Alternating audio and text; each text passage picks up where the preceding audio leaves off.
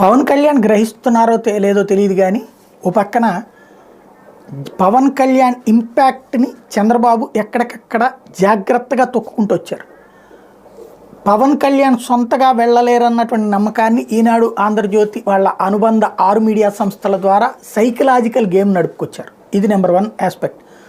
Number 2 aspect వచ్చేటప్పటికి అదే పవన్ కళ్యాణ్ చివరికి 24కే సరిపుచ్చుకునేలా చేయడంలో, సైకలాజికల్గా ఆయన మార్చడంలో ఆ మీడియా ద్వారా చంద్రబాబు సక్సెస్ అయ్యారు.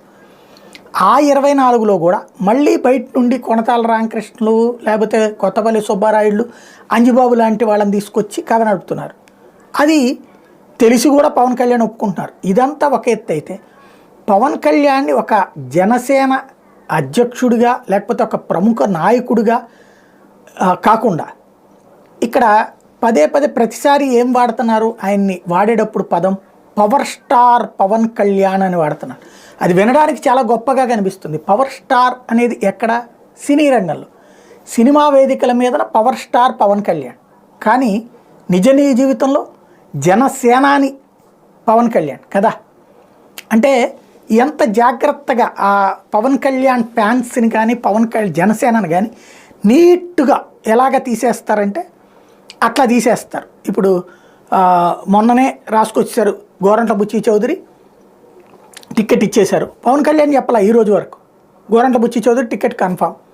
జనసేనకి ఇది బెనిఫిట్టా మైనస్సా? అట్లా అంటే జనసైనికుల్ని సైకలాజికల్గా ప్రిపేర్ చేసాడు. ఇప్పుడు తాజాగా అంజుబాబుకి టికెట్ సైకలాజికల్గా ప్రిపేర్ చేసేస్తుంది ఈనాడు. అట్లాగే జనసేన కొంతమందిని సస్పెండ్ చేయబోతున్నాడు పవన్ కళ్యాణ్.